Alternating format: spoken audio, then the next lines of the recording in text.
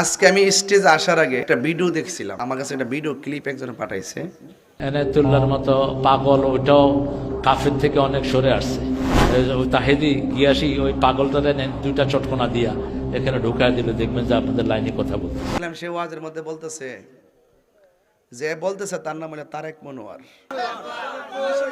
আও বাটফার করেন না, উনি তো আরে 1990 করেন না, উনি তো একটা দলের আলেম, তো আমরা সম্মানিত কথা কই। তো উনি ওয়াজের মধ্যে আজকে বলতেছে নতুন ওয়াজ, আগের ওয়াজ না, নতুন ওয়াজ। সে বলতেছে এনায়েতুল্লাহ আব্বাসী অনেক কুফরি টুফরি করছে, এখন বলে ঠিক হইছে। আর আমার কথা বলতেছে তাহিরে দুইটা চটকানা দিয়া জেলে বইরে দিল, ওই পরে আস্তে আস্তে আমরা লাইনে ওয়াজ করব। তো কথাটা কি হইছে? তাহলে দেখেন আমাদের বিপরীতে ওরা কত নোংরা ভাষা ইউজ করে। আমরা যখন জবাব দিই তখন তারা অনেক সময় রাগ করে। আমরা সুন্নিরা কখনো কাহারও গায়ে পড়ে ঝগড়া করি না।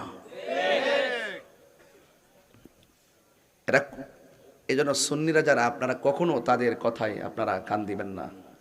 এই সমস্ত অপশক্তিগুলো কখনোই সুন্নিদের আপন ছিল না। কথা বলেন ঠিক না বেঠিক? চটকানা দিলেই ঠিক হয়ে যাবো গা?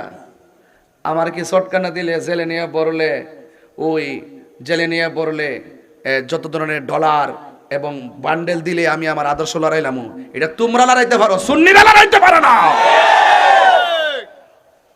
এটা আপনাদের মধ্যে এই চরিত্র আছে, যেদিকে মেঘ সেদিকে ছাতা ধরেন, যেদিকে মেঘ সেদিকে ছাতা ধরেন।